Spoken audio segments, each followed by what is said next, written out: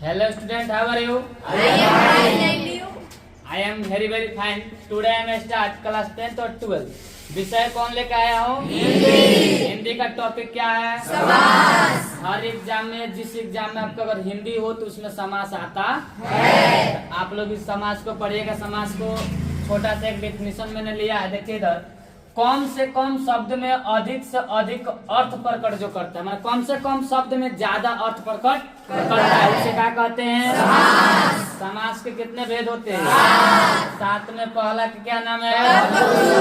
तत्पुरुष समास। देखिए तत्पुरुष का शॉर्ट ट्रिक है कि इसमें कारक चिन्ह लुप्त रहता है। कारक चिन्ह लुप्त रहता है, जैसे गृह प्रवेश, गृह में प्रवेश करने वाला, गृह में। देखो गृह में आया नु, तो में कौन सा चीज है? कारक चिन्ह। कौन चीज? राजपुत्र यानी राजा का पुत्र। राजपुत्र का मतलब राजा का पुत्र, उसे कहेंगे राज।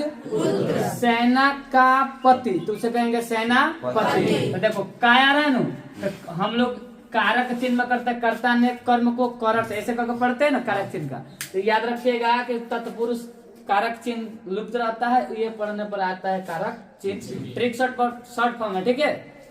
2 नंबर बोलिए कर्म। इसका शॉर्ट फॉर्म में पढ़ने पर ही तुमको अर्थ में आ जाएगा हे और जो। देखो पीताम्बर है, पिता है जो अंबर, उसे कहेंगे तो पिता है और जो, तो ये दोनों मिल करके बनाते हैं यानी कि पीताम्बर।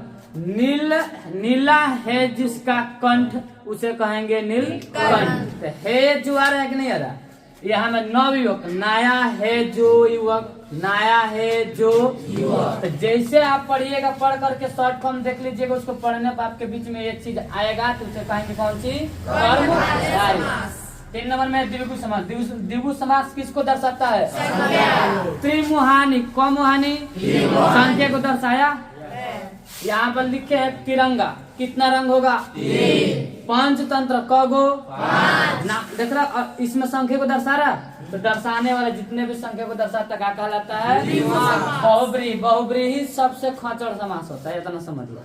इसमें कभी पद का नाम, कभी भगवान का नाम, कभी राक्षस, अनेक कई भी चीज हो सकते हैं। जैसे प्रधानमंत्री बोल देगा प्रधानमंत्री, तो प्रधानमंत्री कौन सा समास? गणेश बोल देगा कौन सा समास? भगवान के नाम है कि नहीं? लंबोदर कौन सा समास? बात समझ रहे हो? द्वंद समास। द्वंद की शॉर्ट फॉर्म बनाया है कि इसके बीच में रहता है डैश, जिसको हम लोग अर्थ के नाम से जानते हैं, जैसे आस